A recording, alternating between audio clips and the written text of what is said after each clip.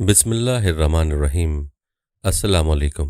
प्यारे दोस्तों, आज की इस ख़ास वीडियो में हम आपको हज़रत शाह शम्स तबरेज़ रहमतुल्लाह अलैह की ज़िंदगी की मुकम्मल दास्तान सुनाएंगे। आपको बताएंगे कि हज़रत शाह शम्स तबरेज़ कहाँ पैदा हुए, किससे तरबियत हासिल की और दुनिया के किस किस खित्ते में आपने इस्लाम की दावत को रोशन किया।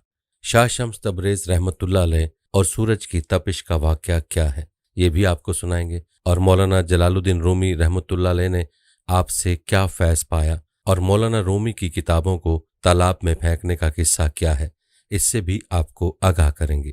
इसके अलावा हज़रत शाह शम्स तबरेज़ रहमतुल्लाह अलैह की वफ़ात में पाए जाने वाले इख्तलाफात से भी आपको आगाह करेंगे और आपको ये भी बताएंगे कि आप रहमतुल्लाह अलैह का मज़ार मुबारक कहाँ है। दोस्तों, जहाँ मौलाना रूम रहमतुल्लाह अलैह का नाम दुनिया की अजीम शख्सियात में जाना पहचाना है, वहीं पर तसव्वुफ़ की दुनिया में शाह शम्स तबरेज़ रहमुल्लाह का नाम भी एक मकाम रखता है।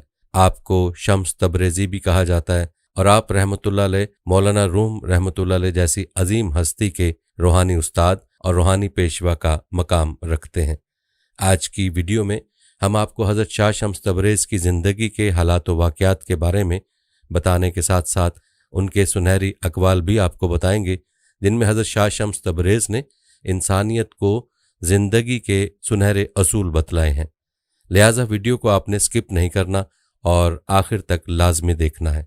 प्यारे दोस्तों, हज़रत शाह शम्स तबरेज़ की इब्तदाई ज़िंदगी के बारे में आपको बताते चलें कि हज़रत शाह शम्स तबरेज़ रहमतुल्लाह अलैह का पूरा नाम मोहम्मद शम्सुद्दीन था। आप रहमतुल्लाह अलैह शहर तबरेज़ के हवाले से शोहरत पाई क्योंकि आपने अपनी ज़िंदगी का एक हिस्सा तबरेज़ में गुजारा था। प्यारे दोस्तों, हज़रत शम्स तबरेज़ 560 हिजरी में ईरान में सब्ज़वार के मकाम पर पैदा हुए और इसी निस्बत से आपको सब्ज़वारी का लक़ब हासिल हुआ। आपके वालिद गिरामी का नाम सैयद सलाहुद्दीन मोहम्मद नूर बख्श रहमतुल्लाह अलैह था। रिवायात के मुताबिक हज़रत शम्स तबरेज़ रहमतुल्लाह अलैह का सिलसिला नस्ब बराह रास्त हज़रत इमाम जाफ़र सादिक रहमतुल्लाह अलैह से मिलता है और इमाम जाफ़र से होता हुआ हज़रत अली रज़ियल्लाहु तआला अन्हु से जा मिलता है। कहा जाता है कि होश संभालते ही हज़रत शम्स तबरेज़ रहमतुल्लाह अलैह को तालीम व तरबियत के लिए उनके चचा अब्दुल हादी रहमतुल्लाह अलैह के सुपुर्द कर दिया गया था। चचा ने भतीजे पर बहुत मेहनत की, यहाँ तक कि तफसीर, फ़िक़्ह और हदीस के साथ दीगर अलूम से भी आरास्ता कर दिया। जब 579 हिजरी में सैयद सलाहुद्दीन मोहम्मद नूर बख्श दावत इस्लाम के लिए बदख्शां की तरफ रवाना हुए तो हज़रत शम्स तबरेज़ रहमतुल्लाह अलैह को भी अपने साथ ले गए। उस वक्त उनकी उम्र 19 साल थी। बदख्शा में हज़ारों लोगों को हक़ की तालीम दी, फिर तिब्बत कूचक की तरफ गए और सैकड़ों इंसानों को दीन इस्लाम में दाखिल किया। फिर यहाँ से बाप और बेटे ने कश्मीर का रुख किया। उस वक्त यहाँ के लोग सूरज की परस्तिश करते थे। हज़रत सैयद सलाहुद्दीन रहमतुल्लाह अलैह और हज़रत शम्स तबरेज़ रहमतुल्लाह अलैह की कोशिशों से हज़ारों बुत परस्त बाशिंदों ने इस्लाम कबूल किया। इस इलाके की चंगड़ कौम ने उन्हें बहुत परेशान किया, मगर बाद में ये लोग भी जल्द ही मतीयो फरमाबरदार हो गए। प्यारे दोस्तों, तारीख बताती है कि 586 हिजरी में हज़रत शम्स तबरेज़ वालिद मोहतरम के हमरा वापस अपने वतन सब्ज़वार तशरीफ़ ले गए। यहाँ हज़रत शम्स तबरेज़ रहमतुल्लाह अलैह की शादी हो गई। आपके 2 फर्जंद सैयद नसीरुद्दीन मोहम्मद और सैयद अलाउद्दीन अहमद पैदा हुए। सैयद अलाउद्दीन अहमद रहमतुल्लाह अलैह जिंदा पीर के लक़ब से मशहूर हुए। दोस्तों, आपको बताते चलें कि हालात व वाक़यात के एतबार से हज़रत शम्स तबरेज़ रहमतुल्लाह अलैह की शख्सियत बहुत ज़्यादा मुतनाज़ नज़र आती है, क्योंकि आप रहमतुल्लाह अलैह ने खाना बदोशी की ज़िंदगी बसर की और तमाम उम्र एक अजीब अज़ियत व कर्ब में मुब्तला रहे। बगदाद तशरीफ़ ले गए तो मकामी उलमा को आपके ख़यालात से शदीद इख्तिलाफ हो गया। बादशाह वक्त उन उलमा के ज़ेर असर था। नतीजतन हज़रत शम्स तबरेज़ रहमतुल्लाह अलैह को शहर बदर होना पड़ा। आप रहमुल्लाह के शहर बदर होने के साथ एक अजीब वाक़या जुड़ा है। कहते हैं अभी आप रहमतुल्लाह अलैह बगदाद की हदूद से निकले ही थे कि अचानक बादशाह का बेटा बीमार पड़ा और दूसरे दिन मर गया। बादशाह को ख्याल गुजरा कि शायद ये अलमनाक वाक़या हज़रत शम्स तबरेज़ रहमतुल्लाह अलैह से बदसलूकी के बाइस रूनुमा हुआ। मजबूरन उसने अपने ख़ास मुशीरों को हज़रत शम्स तबरेज़ रहमतुल्लाह अलैह की तलाश में रवाना करते हुए कहा, कोई भी सूरत हो उन्हें बगदाद वापस लाओ। बादशाह का हुक्म पाते ही मुशीर बर्क रफ्तार घोड़ों पर सवार होकर दौड़ पड़े। हज़रत शम्स तबरेज़ रहमतुल्लाह अलैह अभी बगदाद के नवाह में मुकीम थे कि शाही कासिदों ने उन्हें जा लिया और फिर दस्त बस्ता अर्ज़ किया, हुजूर आप बगदाद वापस तशरीफ़ ले चलें। शाही करंदों की दरख्वास्त सुनकर हज़रत शम्स तबरेज़ रहमतुल्लाह के चेहरे पर अज़ियत का रंग उभर आया। कल जिस जगह से मुझे जलील करके निकाल दिया गया, आज उसी मकाम पर वापस जाने के लिए कह रहे हो? आखिर तुम लोगों पर क्या आफताद आ पड़ी कि मुझ खाना बदोश का ख्याल आ गया? हमारे बादशाह का यही हुक्म है, शाही करिंदों ने खुशामदाना लहजे में अर्ज किया। मैं तो बस एक बादशाह का हुक्म मानता हूँ। हज़रत शम्स तबरेज़ रहमतुल्लाह अलैह ने बेनियाजाना कहा, बाकी बादशाहों को मैं नहीं जानता।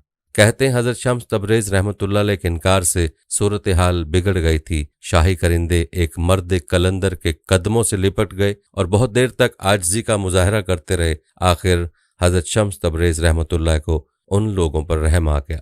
फिर ये कहते हुए शाही करिंदों के साथ हो गए, चलो तुम्हारे कहने से चलता हूं, मगर बगदाद के लोग ज्यादा दिन तक मुझे बर्दाश्त नहीं कर सकेंगे। जब हज़रत शम्स तबरेज़ रहमतुल्लाह अलैह शाही महल पहुंचे तो वहां सफ़े मातम बिछी हुई थी। तमाम दरबारी स्याह लिबास पहने हुए अपने वली अहद सल्तनत की मौत का सोग मना रहे थे। बादशाह बड़े एहतराम के साथ पेश आया, मगर उसके चेहरे पर गम व अंदू का धुआं फैला हुआ था और आंखें आंसुओं से लबरेज थीं। ये सब कुछ क्या है? हज़रत शम्स तबरेज़ रहमतुल्लाह अलैह ने बादशाह से दरियाफ्त किया। पूरा शहर मातम कदा क्यों बना हुआ है? कुछ दिन पहले जब मैं यहाँ से गया था तो बगदाद के दरो दीवार कैफो निशात से झूम रहे थे, मगर आज यहाँ कब्रिस्तान जैसा सन्नाटा है। बादशाह ने कोई जवाब नहीं दिया।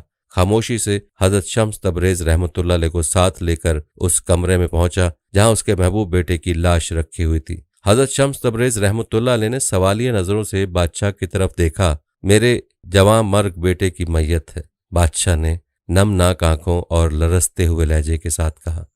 आपके बगदाद से जाते ही ये अचानक बीमार हुआ और देखते ही देखते आगोशे फना में चला गया। मैं समझता हूँ कि ये उसी गुस्ताखी का शाखसाना है जो मैंने आपकी शान में रवा रखी थी।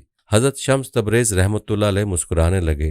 दरवेश के साथ लोग गुस्ताखी के साथ पेश आते ही रहते हैं, मुझे आपसे भी कोई शिकायत नहीं। बादशाह बहुत देर तक माजरत तलब करता रहा। मैंने गुज़श्ता बातों को फरामोश कर दिया। हज़रत शम्स तबरेज़ रहमतुल्लाह अलैह ने उसी बेनियाजी के साथ कहा, अब आप मुझसे क्या चाहते हैं? मैं समझता हूं कि आपकी दिल आज़ारी के सबब मेरा बेटा इस अंजाम को पहुंचा है। शिद्दत गम से बादशाह की आवाज़ कांप रही थी। मान लिया जाए कि अगर यही बात है तो आपके बेटे को सज़ा क्यों मिली? गुनाह तो आपने किया था। हज़रत शम्स तबरेज़ रहमतुल्लाह अलैह ने फरमाया, मुमकिन है कि कुदरत ने मेरे लिए यही सज़ा मुंतखब की हो कि मैं तमाम उम्र बेटे की जुदाई में तड़पता रहूं। बादशाह की आंखों से बहते हुए आंसुओं में कुछ और तेजी आ गई थी। अल्लाह अपने राजों को खुद ही बेहतर जानता है, मैं आपके लिए क्या कर सकता हूं? हज़रत शम्स तबरेज़ रहमतुल्लाह अलैह ने हाकिम बगदाद से सवाल किया। मेरी दरख्वास्त है कि आप मेरे बेटे के हक में दुआए खैर फरमा दें। बादशाह ने बड़े आजिज़ाना लहजे में अर्ज किया, हो सकता है कि आपकी दुआओं से मेरे बेटे को नई जिंदगी मिल जाए। ऐसा होता तो नहीं है, जो चला गया सो चला गया। हज़रत शम्स तबरेज़ रहमतुल्लाह अलैह ने फरमाया, फिर भी तुम्हारी तशफ़ी के लिए अपने मालिक की बारगाह में अर्ज किए देता हूँ। ये कहकर हज़रत शम्स तबरेज़ रहमतुल्लाह अलैह ने आंखें बंद कर लीं। फिर आपके होंठों को जुम्बिश हुई, ऐ अल्लाह, अगर तूने इस लड़के पर मेरी दिल आज़ारी के बाइस मौत मुसल्लत कर दी है तो मैं इसे माफ़ करता हूँ। तू भी इस आजिज़ बंदे मोहम्मद शम्सुद्दीन की खातिर अपने बेपनाह और बेमिसाल फजलो करम का मुजाहरा कर और इस बच्चे को माफ़ कर दे। दोस्तों, रिवायात बताती हैं कि अभी ईवान शाही के उस कमरे में हज़रत शम्स तबरेज़ के अल्फाज की गूंज बाकी थी कि शहजादे के जिस्म को जुम्बिश हुई। फिर वो अपने बिस्तर पर उठकर बैठ गया और हैरत ज़दा नज़रों से चारों तरफ देखने लगा। बादशाह बगदाद कुछ देर तक हैरत और सकूत के आलम में खड़ा रहा। कभी वो हज़रत शम्स तबरेज़ की तरफ देखता और कभी अपने महबूब बेटे की तरफ, जो वादी फना में दाखिल होने के बाद दोबारा इस दुनिया में लौट आया था। यकायक शाह बगदाद की आंखें आंसुओं से लबरेज हो गईं। ये खुशी और अकीदत के आंसू थे। फिर बादशाह बगदाद हज़रत शम्स तबरेज़ रहमतुल्लाह अलैह के कदमों में झुक गया। ये सब कुछ आपकी दुआओं का नतीजा है, हरगिज़ नहीं। हज़रत शम्स तबरेज़ रहमतुल्लाह अलैह ने शाह बगदाद को उठाते हुए कहा, ये तो उस कादर मुतलक की करम नवाजी का अदना मुजाहरा है जो अपनी ज़ात में लाशरीक है। बस उसी का शुक्र अदा करो और उसी की तस्बीह बयान करो। प्यारे दोस्तों, यह हज़रत शम्स तबरेज़ रहमतुल्लाह अलैह की बड़ी करामत थी, मगर यही करामत उनके लिए वबाल जान बन गई। जब उलमाए बगदाद को हजरत शम्स तबरेज रहमतुल्लाह अलैह की वापसी और शहजादे के जिंदा होने की खबर मिली तो वो दोबारा एक नए मंसूबे के साथ उस मर्द कलंदर के खिलाफ सफ़े आरा हो गए। कहा गया कि ये शोबदाबाजी है और इस्लाम में शोबदाबाजी की कोई गुंजाइश नहीं। शाह बगदाद ने बड़े दलाइल के साथ हजरत शम्स तबरेज रहमतुल्लाह अलैह का दिफा किया। अगर ये शोबदाबाजी है तो फिर आप में से कोई शख्स बगदाद के अवाम के सामने ऐसा कोई मुजाहरा पेश कर दे, फिर मैं समझ लूंगा कि हजरत शम्स तबरेज रहमतुल्लाह अलैह शोबदाबाज हैं। हम अहले ईमान हैं और हमें शोबदाबाजी से कोई निस्बत नहीं। उलमाए बगदाद ने बैक ज़ुबान कहा। शम्स तबरेज ने पहले अपनी साहराना कुव्वतों से शहजादे को बेहोश कर दिया, फिर खुद ही जादू के असर को ज़ायल कर दिया। नतीजतन शहजादा होश में आ गया और सादा लो अवाम समझने लगे कि वली अहद सल्तनत एक मर्द खुदा की दुआओं से दोबारा जिंदा हो गया। ये सब फरेब नज़र है, इसी को शोबदाबाजी कहते हैं और इसी का नाम जादूगरी है। अगर वो शख्स ऐसा ही मुस्तजाबुद्दावात है तो फिर किसी कब्रिस्तान में जाकर दुआ के लिए हाथ उठा दे और उन मुर्दों को जिंदा कर दे जो बरसों से गहरी नींद सो रहे हैं। प्यारे दोस्तों, ये अजीब ही बहस की फिजा थी। शाह बगदाद ने हजरत शम्स तबरेज रहमतुल्लाह अलैह की बहुत हिमायत की, मगर उलमाए बगदाद यही कहते रहे वो एक साहिर है और इस्लाम में साहिरी हराम है। बिलाखिर एक तवील बहस के बाद उलमाए बगदाद ने हजरत शम्स तबरेज रहमतुल्लाह अलैह पर कुफ्र का फतवा लगा दिया और मुतालबा किया कि उनकी खाल खिंचवा कर बगदाद से बाहर निकाल दिया जाए। कहते हैं बगदाद के तमाम अरकान सल्तनत भी उलमा के हमनवा थे। अंजामकार बादशाह की मर्जी के खिलाफ भरे मजमे में हजरत शम्स तबरेज रहमतुल्लाह अलैह की खाल खींच ली गई और इस हालत में बगदाद से निकाल दिया गया कि पूरा जिस्म लहूलुहान था। वली अहद सल्तनत शहजादा मोहम्मद को हजरत शम्स तबरेज रहमतुल्लाह अलैह से बहुत अकीदत थी। जब आप शहर बदर हुए तो शहजादा मोहम्मद भी आपके हमरा था। रुखसत होते वक्त उसने अपने उमराए सल्तनत को मुखातिब करते हुए कहा था, जिस मुल्क में हजरत शम्स तबरेज रहमतुल्लाह अलैह जैसे साहिब कमाल के साथ ये सलूक किया जाए वो एक लानत कदा है और मैं इस लानत कदे में सांस लेना भी गुनाह समझता हूँ। ये कहकर शहजादा मोहम्मद हजरत शम्स तबरेज रहमतुल्लाह अलैह के साथ बगदाद की हदूद से निकल गया। प्यारे दोस्तों, कहते हैं बगदाद से निकलकर हजरत शम्स तबरेज रहमतुल्लाह अलैह ने हिंदुस्तान का रुख किया और तवील मसाफत तय करके मुल्तान पहुंचे और फिर इसी तारीखी शहर में सकून पजीर हो गए। दोस्तों, आप रहमतुल्लाह अलैह की मुल्तान में आमद के हवाले से भी एक अजीब और हैरत अंगेज वाक़या यूं नकल किया जाता है। कहते हैं उस वक्त मशहूर बुजुर्ग हजरत बहाउद्दीन ज़करिया मुल्तानी रहमतुल्लाह अलैह हयात थे।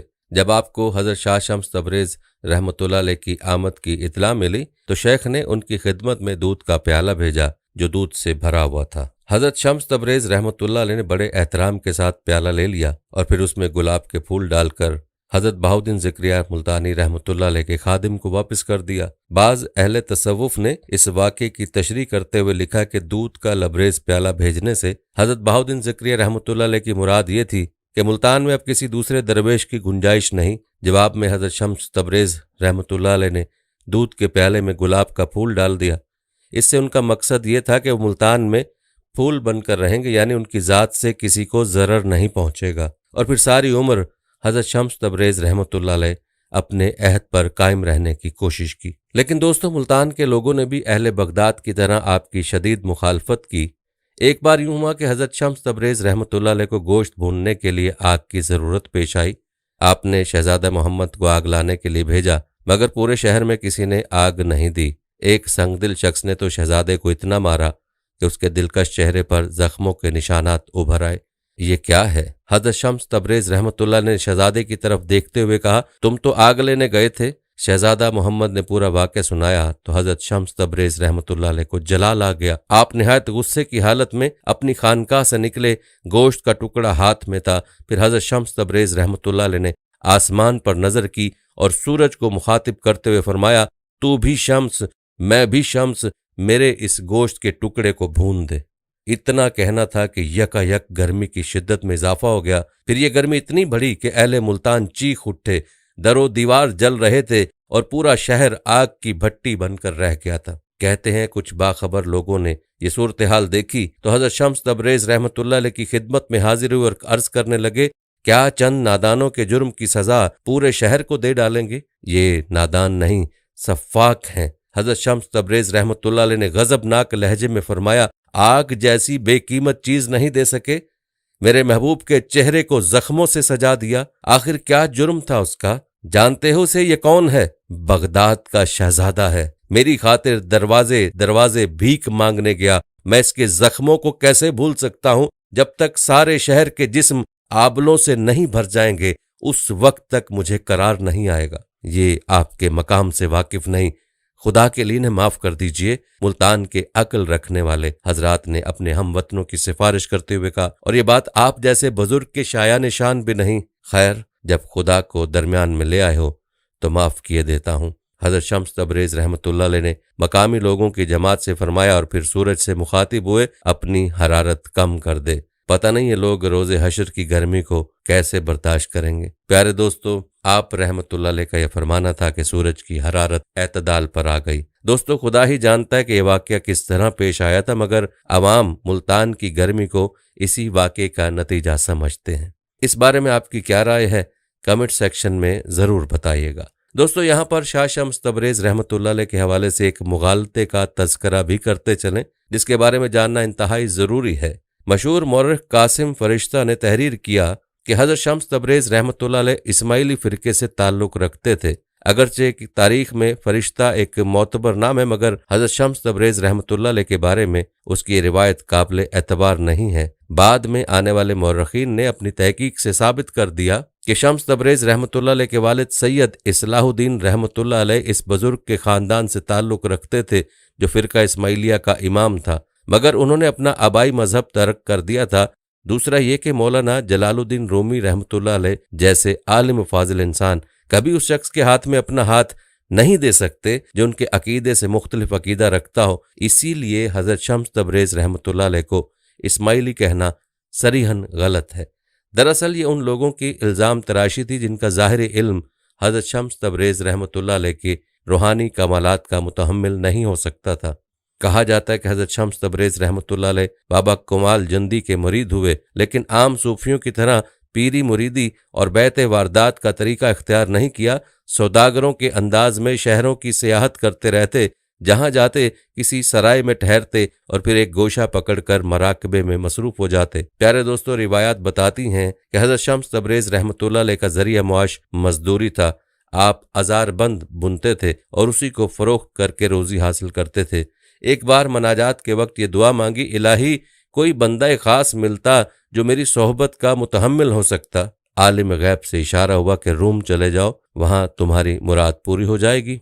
हजरत शम्स तबरेज रहमतुल्लाह अलैह उसी वक्त चल खड़े हुए। कूनिया पहुंचे तो रात का वक्त हो चुका था। बरबख फरोशों की सराय में उतरे। सुबह हुई तो आपने देखा कि सराय के दरवाजे पर एक बुलंद चबूतरा था। शहर के अक्सर उमरा और साहिबान सरवत तफरी के लिए उसी चबूतरे पर आ बैठते थे। हजरत शम्स तबरेज रहमतुल्लाह अलैह भी एक गोशे में बैठ जाते और खामोशी से आने जाने वालों को देखते रहते। एक दिन मौलाना जलालुद्दीन रूमी रहमतुल्लाह अलैह इसी रास्ते से गुजरे तो हजरत शम्स तबरेज रहमतुल्लाह अलैह चौंक उठे। मौलाना के हजारों शागिर्द थे जो हाथ बांधे और नजरें झुकाए अपने उस्ताद के पीछे पीछे चल रहे थे। देखने वालों को ऐसा महसूस होता था जैसे किसी शहंशाह की सवारी गुजर रही हो। हजरत शम्स तबरेज रहमतुल्लाह अलैह के दिल से आवाज आई, यही है वो मर्द खास जो तेरी सोहबत का मुतहम्मिल हो सकता है। जब मौलाना जलालुद्दीन रूमी रहमतुल्लाह अलैह चले गए तो हजरत शम्स तबरेज रहमतुल्लाह अलैह ने किसी मकामी बाशिंदे से पूछा, ये साहिब कौन हैं जो अभी अभी यहाँ से गुजरे हैं? बड़ी शान है इनकी। ये मौलाना जलालुद्दीन रूमी रहमतुल्लाह अलैह हैं। बताने वाले ने बताया, यहाँ के सबसे बड़े आलिम, कोई शख्स इनके इल्म फजल की हमसरी नहीं कर सकता। हजरत शम्स तबरेज रहमतुल्लाह अलैह ने उसी शख्स से मौलाना रूम की खानका का पता पूछा और दूसरे दिन मौलाना के कुतुब खाने में जा पहुंचे। फिर किताब में जलने का वो मशहूर वाकया पेश आया। मुलाकातें होती रहीं। एक दिन हजरत शम्स तबरेज ने मौलाना रूम से पूछा, हजरत बा यजीद बस्तामी के उन दोनों वाकयात में क्यों कर तदपीक हो सकती है? एक तरफ तो बा यजीद रहमतुल्लाह अलैह का ये हाल था कि आपने इस ख्याल से जिंदगी भर खरबूजा नहीं खाया कि पता नहीं सरवर कौनैन सल्लल्लाहु अलैहि वसल्लम ने इसे किस तरह खाया है।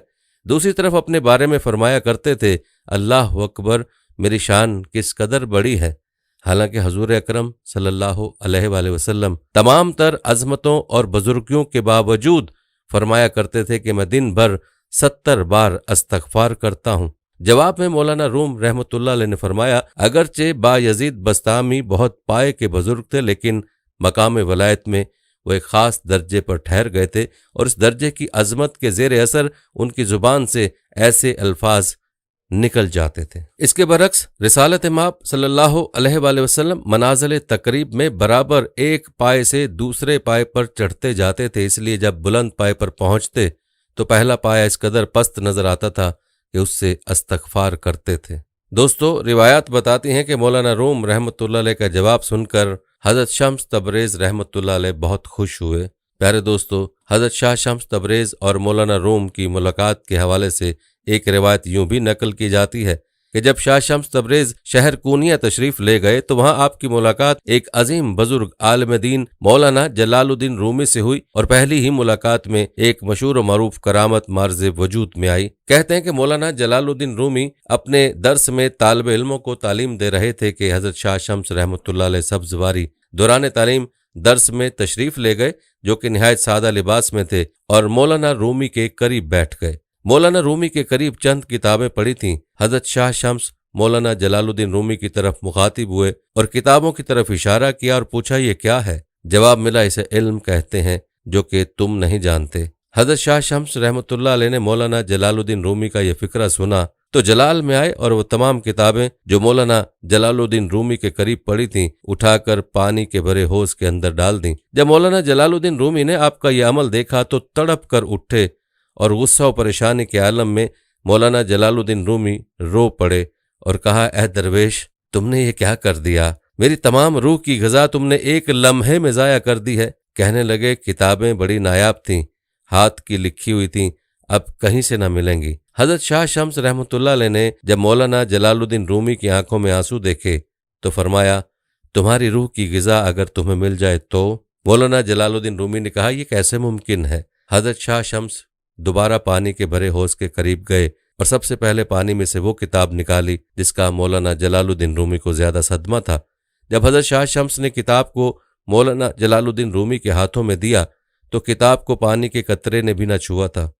मौलाना जलालुद्दीन रूमी हज़रत शाह शम्स का ये कमाल देखकर हैरान हुए और पूछा, ये क्या है? आप रहमतुल्लाह अलैह ने मौलाना जलालुद्दीन रूमी को जवाब दिया, ये वो इल्म है जो तुम नहीं जानते। इस दौरान मौलाना जलालुद्दीन रूमी पर एक ऐसी कैफियत तारी हुई कि आपके दस्ते मुबारक पर बैत हो गए और आपने उसके बाद तमाम किताबें होश से निकाल कर मौलाना जलालुद्दीन रूमी के हवाले कर दी, जो कि तमाम खुश्क थी। दोस्तों, रिवायत बताती हैं कि उसके बाद मौलाना रूमी ने हज़रत शाह शम्स के साथ ताल्लुक़ कायम कर लिया और आपने मौलाना जलालुद्दीन रूमी को तरीक़त के असरार और रमूज़ से आगाह किया और यूं मौलाना जलालुद्दीन रूमी के रूहानी पेशवा हुए। मौलाना रूमी ने अपनी पूरी जिंदगी हज़रत शाह शम्स के नाम वक्फ कर दी और हज़रत शाह शम्स कुछ अरसे तक मौलाना जलालुद्दीन रूमी की रफ़ाकत में सकूनत पजीर रहे। प्यारे दोस्तों, तारीख बताती है कि बगदाद के शहजादे मोहम्मद की तरह मौलाना रूम भी हज़रत शाह शम्स तबरेज़ की शख्सियत के असीर हो गए थे। फिर ये असीरी इस कदर बढ़ी कि मौलाना रूम रहमतुल्लाह अलैह सारी दुनिया से बेनियाज हो गए। मौलाना के शागिर्द और अहले खाना हज़रत शम्स तबरेज़ को जादूगर कहकर पुकारने लगे। ये तमाम बातें किसी बड़े हंगामे का पेश खैमा थीं। हज़रत शम्स तबरेज़ रहमतुल्लाह अलैह इस सूरत हाल को ज्यादा दिन बर्दाश्त न कर सके और फिर एक रात जब तमाम लोग गहरी नींद सोए हुए थे, हज़रत शम्स तबरेज़ रहमतुल्लाह अलैह खामोशी के साथ घर से निकल गए। सुबह जब मौलाना रूम बेदार हुए तो अपने पीर मुर्शद को ना पाकर मौलाना के दिल पर कयामत गुजर गई। दीवानावार हर तरफ ढूंढते फिरे, शहर का गोशा गोशा छान मारा, मगर हज़रत शम्स तबरेज़ कूनिया की हदूद से बहुत दूर जा चुके थे। मौलाना रूम के शागिर्द और अहले खानदान हज़रत शम्स तबरेज़ की रूपोशी से बहुत खुश थे। वो लोग बरमला कहा करते थे, खुदा का शुक्र है कि वो जादूगर यहाँ से चला गया, अब मौलाना उसके तिलिस्म से आज़ाद हो जाएंगे।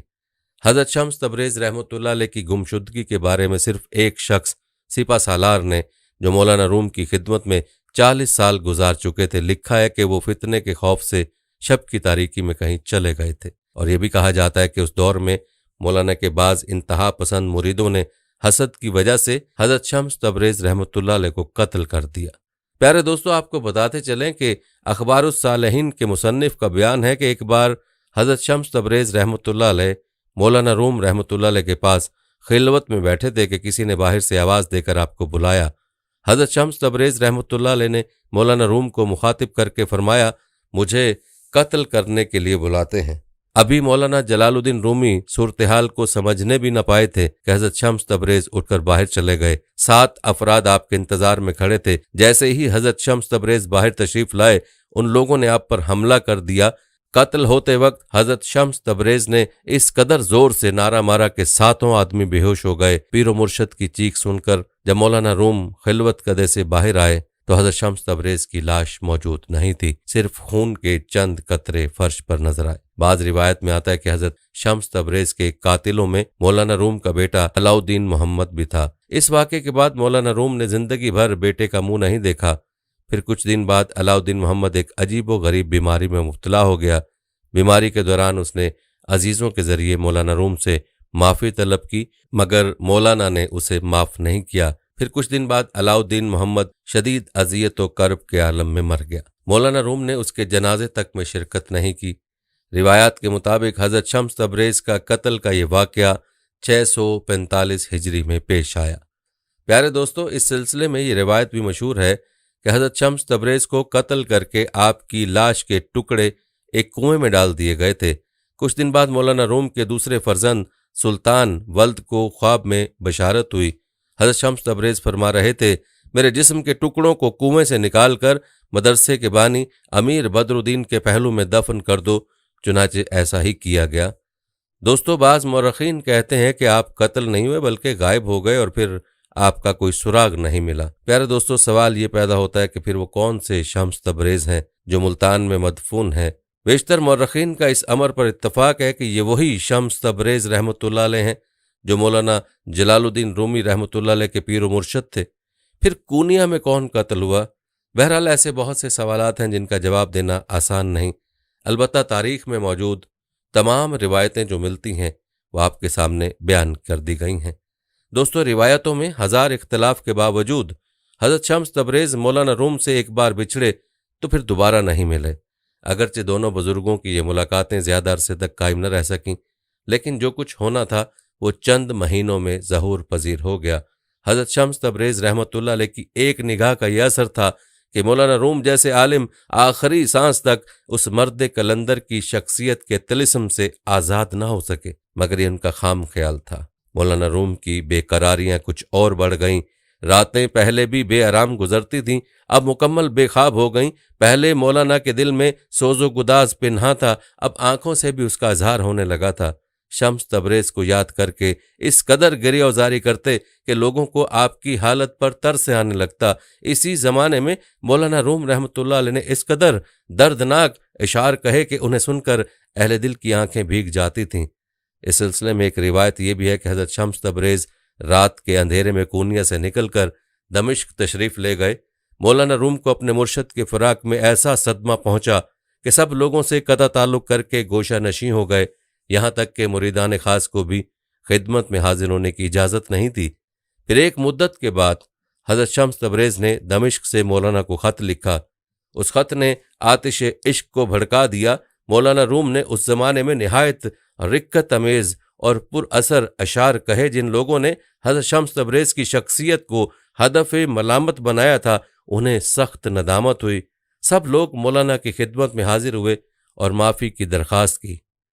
प्यारे दोस्तों, याद रहे कि अल्लाह वालों की ज़िंदगियों में बड़े असरार व रमूज़ देखने और सुनने को मिलते हैं, और इसके अलावा मौरखीन की रिवायात में इख्तलाफ का होना भी कोई हैरान कुन बात नहीं है, क्योंकि जिस मौरख तक जो बात पहुंची उसने वैसे नकल कर दी।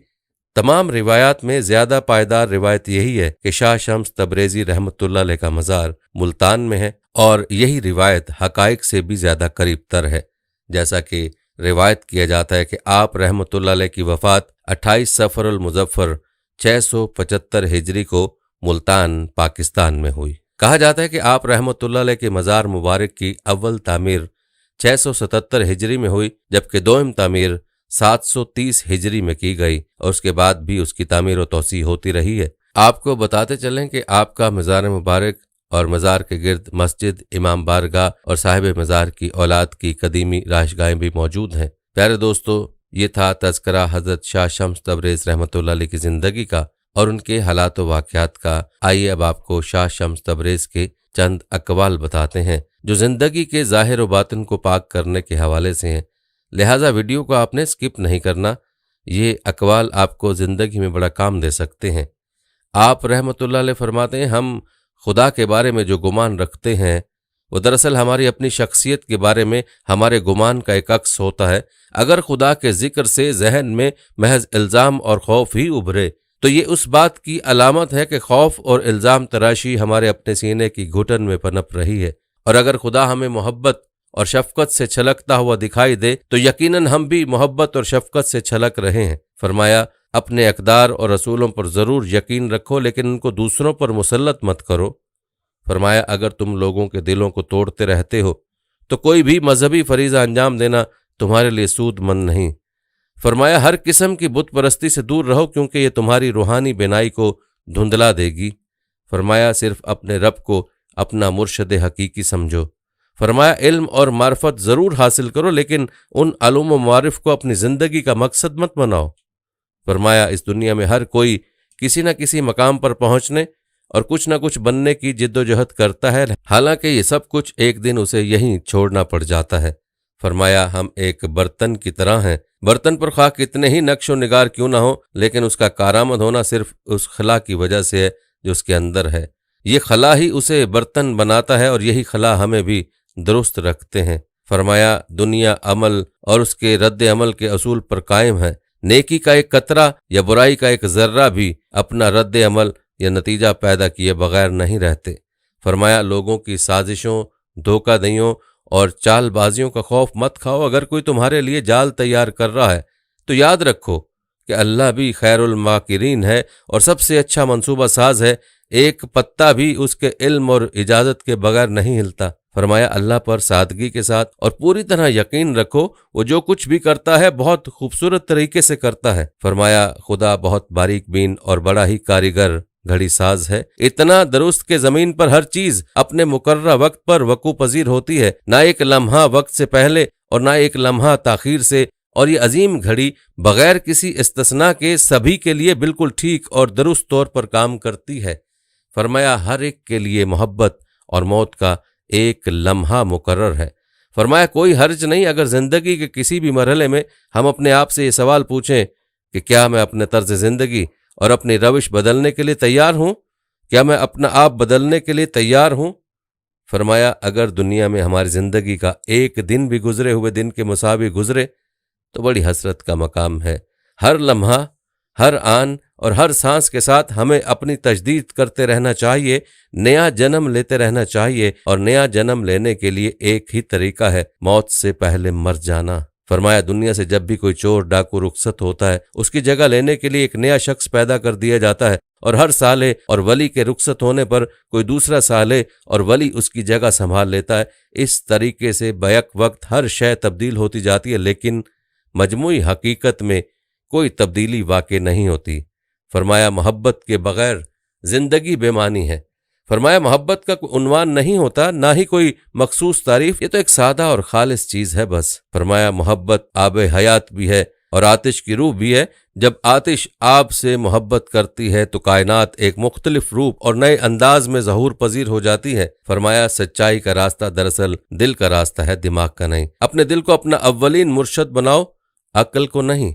फरमाया, अपने नफ्स का सामना और मुकाबला करने के लिए दिल की मदद लो क्योंकि तुम्हारी रूह पर ही खुदा की मार्फत का नजूल होता है। फरमाया, कुरान पढ़ने वाला हर शख्स कुरान को अपने फहम व अदराक की गहराई के मुताबिक ही समझ पाता है।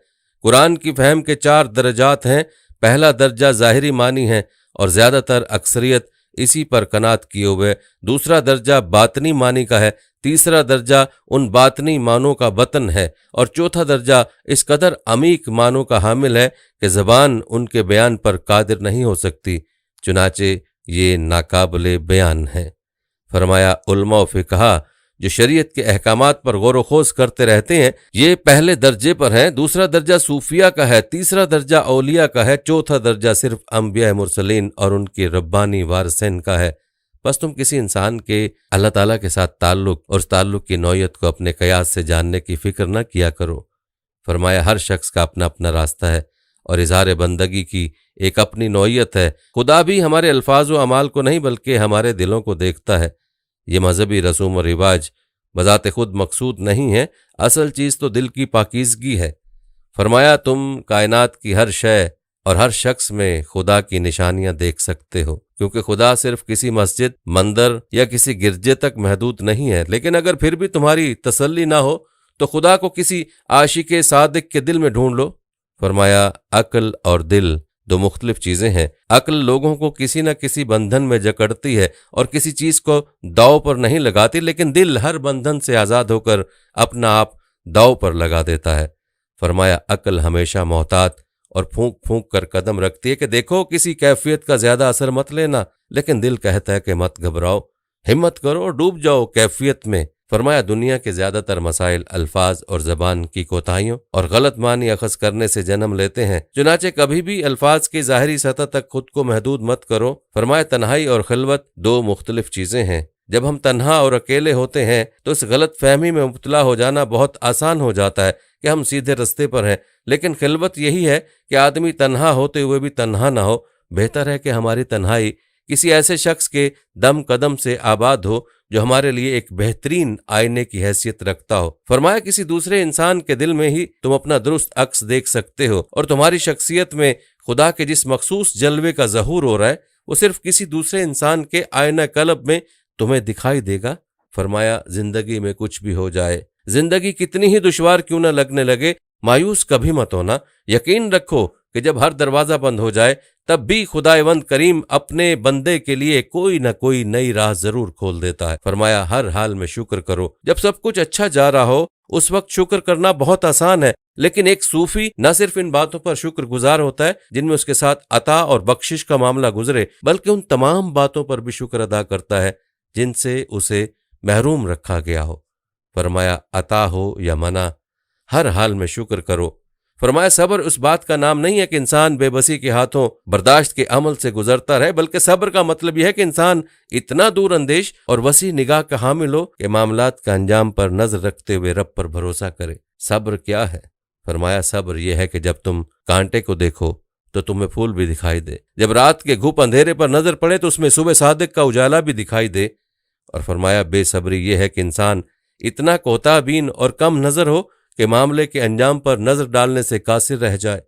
फरमाया आशिकाने इलाही सब्र का दामन कभी हाथ से नहीं छोड़ते, क्योंकि वो अच्छी तरह जानते हैं कि पहली के बारीक चांद को पूरे चांद में तब्दील होने के लिए कुछ वक्त जरूर गुजारना पड़ता है। फरमाया जिस तरह एक माँ को बच्चे की पैदाइश के लिए दर्द व कर्ब के मरहले से गुजरना पड़ता है, इसी तरह एक नई शख्सियत को जन्म देने के लिए तकालीफ जरूर उठानी पड़ती हैं। फरमाया मोहब्बत की तलाश हमें तब्दील करके रख देती है। राह इश्क में ऐसा कोई मुसाफिर नहीं गुजरा जिसे उस राह ने कुछ न कुछ पुख्तगी न अता की हो। जिस लम्हे तुम मोहब्बत की तलाश का सफर शुरू करते हो तुम्हारा जाहिर और बातिन तब्दीली के अमल से गुजरना शुरू हो जाता है। फरमाया आसमान पर शायद इतने सितारे ना हो जितने दुनिया में झूठे और नाकिस शेयूख पाए जाते हैं। तुम कभी भी किसी सच्चे मुर्शद को किसी ऐसे मुर्शद से मत मिलाना जो नफ्स का पुजारी हो और अपनी जात का असीर हो। फरमाया एक सच्चा मुर्शद कभी भी तुम्हें अपनी जात का असीर बनाने की कोशिश नहीं करेगा और न ही अपने नफ्स के लिए तुमसे ताबेदारी और तारीफ व तौसीफ का तकाजा करेगा, बल्कि उसके बरक्स वो तुम्हें तुम्हारी असल और हकीकी शख्सियत से मुतारिफ करवाएगा। फरमाया सच्चे और कामिल मुर्शद तो किसी शीशे की मानद शफाफ होते हैं ताकि खुदा का नूर उनमें से कामिल तौर पर छन कर तुम तक पहुंच सके। फरमाया जिंदगी में जो भी तब्दीली तुम्हारे रास्ते में आए उसके इस्तकबाल के लिए तैयार रहो, उसकी मज़ाहमत मत करो, बल्कि जिंदगी को इस बात का मौका दो कि तुम में से गुजर कर अपना रास्ता बना सके। फरमाया इस बात की फिक्र मत करो कि जिंदगी में नशे व फराज आ रहे हैं, तुम्हें क्या पता कि आने वाली तब्दीली तुम्हारे हक में बेहतर है या मौजूदा हालत। फरमाया एक बुलंद व बरतर ज़ात और हर तरह के नक्श से पाक खुदा से मोहब्बत करना बज़ाहिर तो आसान सी बात मालूम होती है, लेकिन उससे कहीं ज्यादा मुश्किल बात यह है कि इंसान अपने अबनाए जिन्स से मोहब्बत करे जिनमें हर तरह की कमजोरियां और खामियां पाई जाती हैं। फरमाया मोहब्बत के बगैर कोई मार्फत नहीं होती। फरमाया जब तक हम अल्लाह की तख्लीक से मोहब्बत करना नहीं सीखते तब तक हम इस काबिल नहीं हो सकते कि अल्लाह से हकीकी तौर पर मोहब्बत कर सकें और उसको जान पाएं। फरमाया असल नापाकी तो अंदर की नापाकी है, बाकी सब तो आसानी से धुल जाता है। गर्दो गुबार की बस एक ही किस्म है जो पाकीज़ा पानी से साफ नहीं हो पाती, और वो है नफरत और ताज्जुब के धब्बे जो रूह को आलूदा कर देते हैं। फरमाया तुम तर्क दुनिया से और रोजे रखने से अपने बदन का तज़किया तो हासिल कर सकते हो, लेकिन कल्ब का तज़किया सिर्फ मोहब्बत से ही होगा। फरमाया पूरी की पूरी कायनात एक इंसान के अंदर मौजूद है। तुम और तुम्हारे इर्द गिर्द जो कुछ तुम्हें दिखाई देता है, तमाम चीज़ें खा तुम्हें पसंद हो या नापसंद, तमाम लोग खा तुम्हें उनके लिए रगबत महसूस करते हो या कराहत, ये सब के सब तुम्हारे अपने अंदर किसी न किसी दर्जे में मिलेंगे। फरमाया शैतान को बाहर मत देखो बल्कि अपने अंदर तलाश करो। शैतान कोई ऐसी गैर मामूली कुव्वत नहीं जो तुम पर बाहर से हमलावर होती है, बल्कि तुम्हारे अंदर से उभरने वाली एक मामूली सी आवाज़ का नाम है। फरमाया अगर तुम पूरी मेहनत और दयानत से कभी अपनी ज़ात के रोशन और तारीक गोशों को देखने के काबिल हो जाओ तो तुम पर एक अजीम और बरतर शऊर का दरीचा खुलेगा। फरमाया जब कोई शख्स अपने आप को जान लेता है तो अपने रब को भी जान लेता है। फरमाया अगर तुम चाहते हो कि लोग तुम्हारे साथ अपने बर्ताव को और रवैये को तब्दील कर दें तो उसके लिए पहले तुम्हें उस रवैये को तब्दील करना होगा जो तुम अपने आप के साथ रवा रखे हुए हो। फरमाया जब तक तुम अपने आप से पूरे खलूस से और पूरी तरह मोहब्बत करना नहीं सीखते, बहुत मुश्किल है कि तुम्हें मोहब्बत नसीब हो। फरमाया इस बात पर परेशान मत हो कि रास्ता कहाँ लेकर जाएगा, बल्कि अपनी तवज्जो अपने पहले कदम पर रखो। यही तुम्हारी जिम्मेदारी है और यही सबसे मुश्किल काम है। जब पहला कदम उठा लिया तो फिर उसके बाद हर शय को अपने कुदरती अंदाज में काम करने दो और तुम देखोगे कि रास्ता खुद ब खुद खुलता जाएगा। फरमाया बहाव के साथ मत बहो बल्कि खुद एक लहर बन जाओ जिसका अपना एक बहाव होता है। फरमाया उसने हम सबको अपनी सूरत पर पैदा किया, लेकिन उसके बावजूद हम सब एक दूसरे से मुख्तलिफ और यकतो मुमताज हैं। कोई भी दो इंसान एक जैसे नहीं। फरमाया कोई भी दो दिल यकसा तौर पर नहीं धड़कते। अगर वो चाहता कि सब लोग एक जैसे हो जाएं तो उनको एक जैसा ही बनाता। चुनाचे अब उनके इख्तलाफात की तौहीन करना और अपने अफकार को दूसरों पर मुसल्लत करने की कोशिश करना दरअसल परवरदिगार आलम की कज़ा व कदर और बुलंद पाया हिकमत की तौहीन के मुतरादिफ है। फरमाया जो कुछ भी हम करते हैं उसमें असल किरदार तो हमारे दिल का है, हमारे अंदर का है, जाहिर का नहीं। फरमाया सूफी लोगों को उनके हुली और उनके वज़ाकता से नहीं जानते। जब एक सूफी किसी पर अपनी निगाह जमाता है तो वो दरअसल अपनी दोनों आंखों को बंद कर चुका होता है और एक तीसरी आंख से जो उसके कल्ब में है उस मंजर के अंदर का जायजा ले रहा होता है। फरमाया जिंदगी तो उधार की मानिद नापायदार है और असल हकीकत का एक धुंधला सा खाका और नकल है। फरमाए जिंदगी में हर किस्म की इंतहाओं से दूर रहो, क्योंकि इंतहा पसंदी तुम्हारे अंदरूनी तवाज़ुन को बिगाड़ देती है। सूफी अपने रवैयों में इंतहा पसंद नहीं होते बल्कि मुतवाज़िन और नरम होते हैं। फरमाया परवरदिगार की सल्तनत में इंसान को बहुत खास मकाम और मर्तबा हासिल है। अल्लाह ने खुद कहा है और मैंने उसके अंदर अपनी रूह में से फूंक दिया, यानी हम में से हर एक को इस काबिलियत के साथ पैदा किया गया कि उसका खलीफा बन सके। फरमाया अपने आप से पूछो कि क्या तुम्हारे अमाल उसके खलीफा जैसे हैं। फरमाया हम पर लाजिम है कि हम उस रहमानी रूह को जो हम में फूंकी गई है को अपने अंदर दरियाफ्त करें, पहचानें और उसके साथ जिएं। फरमाया जन्नत और दोजख के बारे में फिक्रमंद रहना छोड़ दो, क्योंकि जन्नत और दोजख यही हैं इसी लम्हे मौजूद में। फरमाया जब भी हम मोहब्बत महसूस करते हैं जन्नत का एक जीना तय करते हैं, और जब भी नफरत, हसद और झगड़े में पड़ते हैं दोजख की लिपटों की जद में होते हैं। फरमाया क्या इससे भी बदतर कोई दोजख हो सकती है? जब कोई शख्स अपने दिल की गहराइयों में एहसास पाए कि उससे कोई बेहद गलत और बुरा काम सरजद हो गया, उस शख्स से पूछ कर देखो, वो तुम्हें बताएगा कि दोजख किसे कहते हैं। और फरमाया क्या इससे बड़ी भी कोई जन्नत हो सकती है जब किसी शख्स पर खास लम्हात में वो सकीनत नाजिल होती है, जब उस पर कायनात के दरीचे कुशादा होते हैं और इंसान अपने रब के साथ कुर्ब की हालत में अब्दियत के इसरार से हमकिनार होता हो। पूछो उस शख्स से, वो तुम्हें बताएगा कि जन्नत क्या होती है। फरमाया कायनात एक वजूद वाहिद है, यहाँ हर कोई अपने अपने वाकयात के गैर मरई धागों से एक दूसरे के साथ लिपटा हुआ है। फरमाया किसी को दुख ना दो, नरमी और शफकत का बर्ताव रखो, किसी की पीठ पीछ उसकी बुराई मत करो, खा एक बेजरर सा जुमला ही क्यों ना हो। फरमाया अल्फाज जो एक बार हमारी जुबानों से निकल आते हैं वो कभी फना नहीं होते, बल्कि एक लामहदूद वुस्सत में हमेशा के लिए महफूज हो जाते हैं और अपने मुकर्ररा वक्त में वापस हम तक आन पहुंचते हैं। बिलाखिर किसी भी आदमी की तकलीफ हम सबको एक इज्तमाई दुख में मुब्तला कर जाएगी और किसी भी आदमी की खुशी हम सब के होंठों पर मुस्कान का बाइस बनेगी। फरमाए ये दुनिया उस बर्फानी पहाड़ की तरह है जहां बुलंद की गई हर आवाज पहाड़ों से टकराकर बाजगश्त की सूरत में वापस हम तक पहुंचती है। जब भी तुम कोई अच्छी या बुरी बात करोगे तुम तक वापस जरूर पलट कर आएगी। फरमाया तकदीर का यह मतलब नहीं कि तुम्हारी जिंदगी को मुकम्मल तौर पर बांध कर रख दिया गया है। हर बात को मुकद्दर पर छोड़ देना और कायनात के साथ हम आहंग होने की कोशिश न करो। हर बात को मुकद्दर पर छोड़ देना और कायनात के साथ हम आहंग होने की कोई कोशिश ना करना महज जहालत की अलामत है। फरमाया सच्चा सूफी ऐसा फर्द है कि अगर उस पर कोई नाहक तोहमत लगाई जाए और हर समत से उस पर मलामत की बौछार हो तब भी वो सब्र के साथ ये सब झेलता है और तनकीद करने वालों के खिलाफ एक लफ्ज मुंह से नहीं निकालता, वो इल्जाम के जवाब में इल्जाम नहीं लगाता। फरमाया कोई सूफी का मुखालिफ और दुश्मन हत्ता के गैर हो भी कैसे सकता है जब उसके नज़दीक किसी गैर का कोई वजूद ही नहीं, वो तो खुद अपने नफ्स से मादूम है। चुनाचे वो किस तरह किसी को अपना दुश्मन या मुखालिफ समझे जब वहां सिर्फ और सिर्फ एक ही वाहिद ज़ात की जलवा नुमाई है। फरमाया अगर तुम अपना ईमान मजबूत करना चाहते हो तो उसके लिए तुम्हें अपने अंदर की सख्ती दूर करना होगी। फरमाया चट्टान की तरह मजबूत ईमान के लिए किसी परिंदे के परों से भी ज्यादा नर्म दिल दरकार है। फरमाया जिंदगी में बीमारियां, हादसात, नुकसान, तमन्नाओं का टूटना और इस किस्म के कई दीगर मामलात हमारे साथ इसीलिए पेश आते हैं ताकि हमें रिक्कत कल्ब अता करें, हमें खुद गर्जियों से निकाल लें, नुक्ताचीनी के रवैये तब्दील करें और हमें कुशादा दिली सिखाएं। कुछ लोग तो सबक सीख कर नरम हो जाते हैं और कुछ लोग पहले से भी ज्यादा सख्त मिजाज और तल्ख हो जाते हैं। फरमाया हक ताला के करीब होने के लिए ज़रूरी है कि हमारे कुलूब इतने कुशादा हों कि तमाम इंसानियत उसमें समा सके और उसके बाद भी उनमें मजीद मोहब्बत की गुंजाइश बाकी रहे। फरमाया कोई इमाम, कोई पादरी, कोई रब्बी और इखलाकी और मजहबी कायदेन में से कोई भी तुम्हारे और तुम्हारे रब के बीच हायल नहीं होना चाहिए, हत्ता कि तुम्हारा ईमान और तुम्हारा रूहानी मुर्शद भी नहीं। प्यारे दोस्तों, ये थे कीमती और सुनहरी अकवाल जो कि हज़रत शाह शम्स तबरेज़ के अकवाल में से आपकी खिदमत में पेश किए गए। इनमें से हर कौल अपने अंदर एक गहराई रखता है, लेकिन अफसोस के अल्लाह वालों की बातों पर गौर करने के लिए आज हमारे पास वक्त ही नहीं है। खुद भी इन अकवाल से सबक हासिल करें और वीडियो को अपने प्यारों तक पहुंचाने की नीयत से शेयर भी ज़रूर कीजिएगा ताकि वो भी हज़रत शाह शम्स रहमतुल्लाह अलैह की ज़िंदगी के बारे में जान सकें और मज़कूरा अकवाल से इस्तिफ़ादा हासिल कर सकें।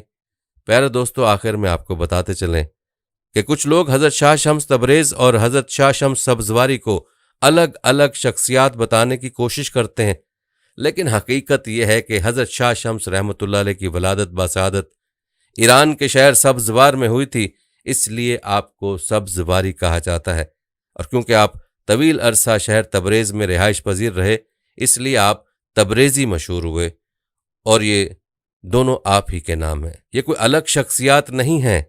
इसके अलावा एक और अहम बात जो आपके मज़ार और आप रहमतुल्लाह अलैह की कब्र के हवाले से है वो ये कि आपका मज़ार या कब्र कई ममालिक में मौजूद है। तो दोस्तों खुद ही सोच लें कि ऐसा कैसे मुमकिन हो सकता है कि एक ही शख्स का मज़ार एक से ज़्यादा जगहों पर मौजूद हो। इसकी हकीकत यह है कि आप रहमतुल्लाह अलैह का शुमार दुनिया के चंद मशहूर औलिया कराम में शुमार होता है और आप तबलीग इस्लाम की खातिर मुख्तलिफ मुल्कों में जाकर लोगों की इस्लाह किया करते थे। जब वहाँ के लोग दर से इखलाक पा लेते या फिर अल्लाह के हुक्म से करामत दिखाकर वहाँ से कूच कर जाया करते थे और वहाँ के लोग आपको ढूंढते रहते थे। जब आप ना मिलते तो वहाँ के लोग उस जगह जहाँ आप तशरीफ़ फरमा हुआ करते थे उसे महफूज कर लिया करते थे और जब उन्हें यकीन हो जाया करता था कि अब आप दुनिया में नहीं रहे तो वहाँ के लोग आपका उस जगह पर मकबरा बना दिया करते थे। यही वजह है कि दुनिया के मुख्तलिफ इलाकों में आपकी एजाज़ी कब्रें मौजूद हैं। शायद इसी वजह से कुछ लोगों का ख्याल है कि हज़रत शाह शम्स रहमतुल्लाह अलैह के मज़ार और भी कई मुल्कों में मौजूद हैं, जबकि ऐसी कोई तारीख नहीं मिलती। हकीकत यही है कि आपकी विलादत 560 हिजरी में ईरान के शहर सब्ज़वार में हुई और आपकी वफ़ात 675 हिजरी में हिंद के शहर मुल्तान में हुई, जहाँ पर आपका मज़ार मुबारक है और ये आज पाकिस्तान में मौजूद है। अल्लाह रब्बुल इज़्ज़त से दुआ है कि अल्लाह ताला हज़रत शाह शम्स तबरेज़ रहमुल्लाह की कब्र अनवर को मज़ीद रोशन फरमाए और आप रहमतुल्लाह अलैह के दर्जात को बुलंद फरमाए, आमीन। ये थी हमारी आज की वीडियो। जाने से पहले हमारी आज की इस वीडियो को शेयर लाजमी कीजिएगा प्यारे दोस्तों, हम ये उम्मीद करते हैं कि आपको हमारी आज की वीडियो ज़रूर पसंद आई होगी। अगर आपको हमारी आज की वीडियो पसंद आई है तो सबसे पहले तो इसको लाइक करें और अपनी राय का इज़हार कमेंट सेक्शन में लाजमी करें।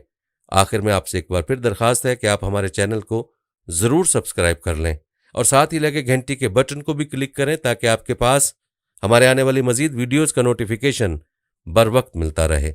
अल्लाह ताला आपको अपनी हिफ्ज़-ओ-मान में रखे। आमीन।